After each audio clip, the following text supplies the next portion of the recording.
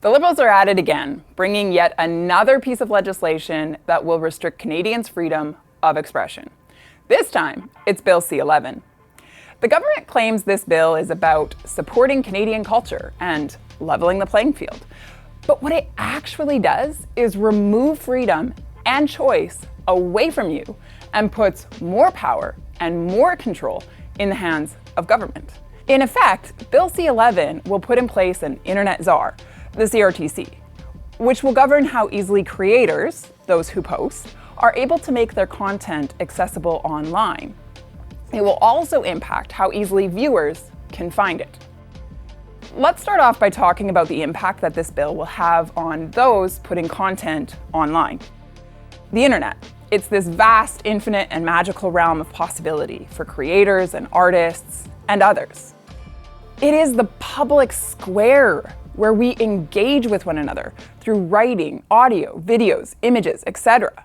For many Canadians, socializing online is their new norm. I mean, think about it. Where did we spend the majority of our time during COVID? If passed, Bill C-11 will thwart our freedom in this space.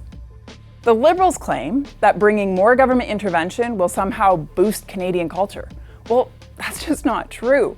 More government control doesn't lead to creativity and innovation, ever. Freedom does. One of the biggest complaints we've heard from digital-first creators is that this bill will determine if their content is Canadian enough to be promoted. If the internet czar, known as the CRTC, approves it, their material will get promoted. But if the CRTC does not approve the material, they don't think it's Canadian enough, well, then it'll be hidden in some far-off abyss of the internet. This puts the CRTC in charge of choosing which content creators get to be seen and heard, and which don't. It's censorship. Let me talk about the negative impact that this will have on viewers now. I'm talking about the impact it'll have on you and me. Currently, YouTube curates material based on an individual's personal preferences. In other words, you get more of what you want. How great is that? It's curated for you. With Bill C-11, YouTube will no longer be able to curate in this way. Instead, the platform will be forced to put Canadian content, otherwise known as CanCon, in front of your eyeballs. Now, this is a problem. It's a problem for a few reasons. One, Canadian viewers know what they like and what they don't. They use their search bar to go find the stuff they want. Their desires should be respected rather than dictated to them. This doesn't even address the fact that there's a second problem, which is the definition of CanCon. And the definition, well, it's outdated. It's ludicrous.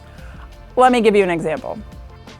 A bilingual Canadian sitting in his Montreal condo producing YouTube videos about maple syrup, very Canadian, and Wayne Gretzky, very Canadian, while playing the national anthem in the background. Does it get more Canadian than that? Well, this individual won't make the cut. So, when the minister says that this bill will protect Canadian culture, what he's actually saying is that it will protect his version of Canadian culture. Here's the bottom line. Bill C-11 is a direct attack on digital-first creators, those who are putting content online. It is also a direct attack on our choice as viewers. And it's an attack on the advancement of arts and culture in Canada in the 21st century. I'm asking for you to stand with me and to stand up for freedom by doing 3 things.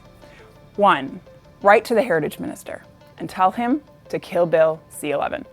2, post on social media. Make this news go far and wide. And 3, sign the petition, killbillc11.ca.